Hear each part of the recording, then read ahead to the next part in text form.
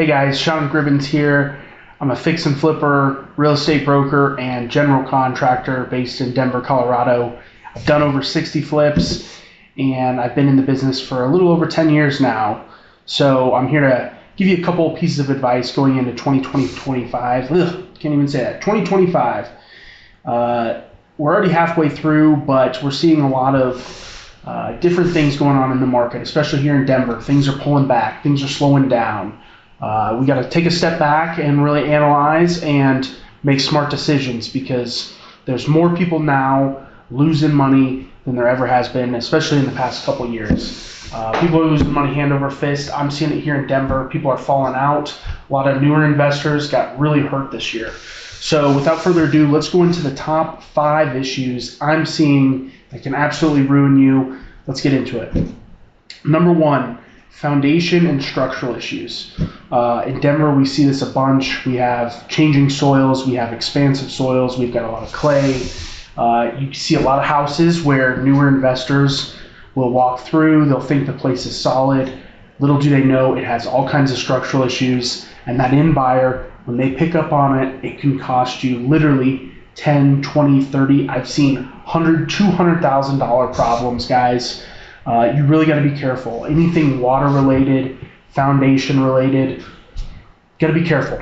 Some of the things that we check to make sure we don't hit those. I've got a really good engineer contact where if I feel any sloping in the floors when we're walking around, or I see any brick shifting or any signs of movement on the foundation, I call my buddy, my engineer. I get on the phone with him. I get him out there. It's worth the $600 to $1,500 for the inspection and the letter. Trust me. Trust me, guys. You don't want to get hit on that. Waterproofing, water problems, all kinds of crazy stuff. I've got a property now. We can't tell if it's a natural spring or if it's got a leak coming from the water department. The water department's denying responsibility, but we have water literally seeping into the crawl space. It wasn't like that when I purchased it. It didn't look like there'd ever been water in there, but we're dealing with it now. So some of these things can cost you money, and sometimes you don't know unless you watch a video like this or you've had the experiences. And I'm one of those guys that I didn't get a lot of training. I've had tons of experiences that I've had to pay for. Some people went to college. I went out on the streets, bought properties, and got into a bunch of crap. And that's how we learn. So waterproofing and water issues. One of the big things with water is the sloping around the house. We call that grading. You need to make sure the grading goes away from the house. This is a big inspection issue. Again, you're not necessarily doing it for you while you're doing the flip. You're doing it for that end buyer who could come after you for doing a bad flip or just have bad problems and have issues in the future, and you don't want that. Mainly for moral compass, right? We want to be good, give good product to good buyers. That way we maintain a good reputation. Okay, number 2. I see this one probably more often than anything else. Not pulling permits. Doing a big remodel, not pulling permits. Not only is it super risky because you can get caught by the city, and for instance here in Denver, if you get caught, they'll charge you 2 times the permit fees. They'll shut down your whole project. They put a nasty red tag on there. It's not fun. Then it seems like the inspectors who come out after that, they kind of double check everything to make sure you're not cutting any corners, because they realize they put a stop work order there before for not pulling permits. A lot of investors do this. They run the risk of doing this. Not only do you run the risk up front, but on the rear end, I've seen some crazy stories. I've seen some crazy stuff where buyers get really upset that you didn't pull permits. So that's really important. And I'll also mention this in pulling permits and unpermitted work. If you don't pull permits, make sure you disclose to the buyer that you didn't pull permits. This goes along with don't do the work yourself. Never do the work yourself. You may think that's a good idea, but if something goes to court, it can really cost you. So be careful about that, guys. You're a business owner. You're in the business of fix and flipping. Unless you're a licensed contractor or something like that, you need to be very cautious about getting dirty, getting your hands involved. So that's all we'll say on pulling permits. Just be careful out there, guys. Be smart. The next one kind of stems from not pulling permits, or could stem from not pulling permits, but litigation challenges. This is a very litigious business, whether you realize that or not. When buyers buy something that they're going to live in, they can get very emotional about it. They can get upset. Sometimes they can have a family attorney, and all of a sudden they come after you, and any money that's in your LLC or that you have in your business could potentially be up for action if they want to come after you. So litigation is a big one. I'm going to do some other videos that go further in depth about kind of protecting yourself and your business from litigation. I'm not an attorney, full disclosure, I'm not an attorney. I've been to court several times, and there's some things you can do, like I'll just give you one example of creating a new LLC for each project. That's a great way to kind of minimize exposure and really keeping distance so somebody can't pierce the corporate veil. If you don't understand what that means, I'd suggest you just type in, what does it mean to pierce the corporate veil? Because that's something that a lot of small business owners probably do and don't even realize they're doing it, which again opens you up to litigation. And if you do a bunch of these projects, it's construction, something may happen. The odds are something will likely happen where somebody will send you a demand letter or demand some sort of ransom for work that you did or property that you sold. So that's something you have to consider and be careful of. We'll go on to number 4 here, permitting and zoning traps. So for instance, this comes up a lot with investors who buy multifamily to flip.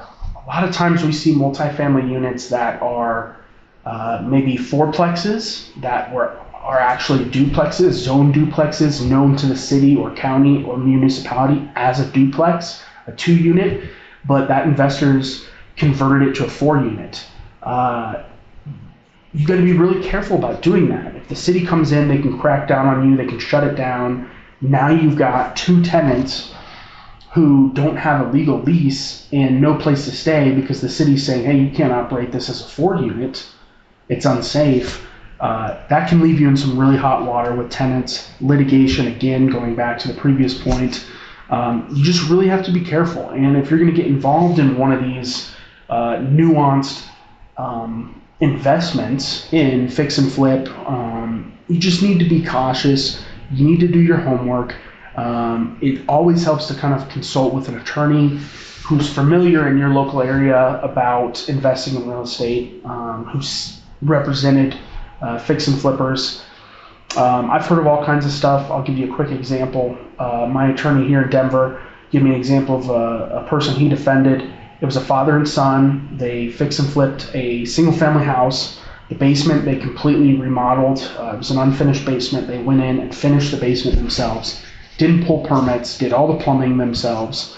Didn't disclose anything. In Colorado we have a seller's property disclosure, which is usually a standard contract addendum that goes with a real estate purchase or a transfer of real estate here in the state.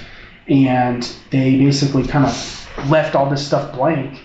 The buyer ended up purchasing it, even though they did their own inspection and everything, ended up purchasing it. A couple months later, they had plumbing issues and they ended up coming after that seller, the father and son duo, for substantially more money than they made on the fix and flip itself, which was not only really scary for them, but they ended up owing a bunch of attorney fees and essentially had to settle that lawsuit. So that's something you should be very aware of. This is a litigious business and you just need to be careful. Reach out to people like me, reach out to attorneys in your area, reach out to other fix and flippers, talk to them about things they do to minimize litigation. Having a really good real estate advisor or real estate agent can be a huge plus to you as well. Somebody that kind of knows the ins and outs of disclosures for your state and what's important. So kind of going to the last topic is environmental hazards.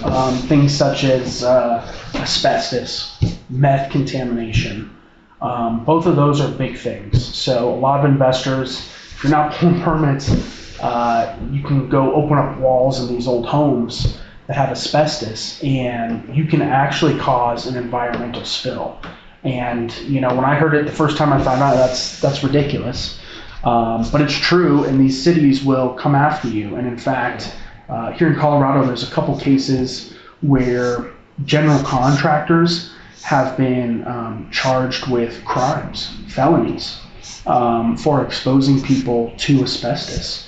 So it's really important that you get things tested for asbestos, especially if you're going to do a complete gut remodel.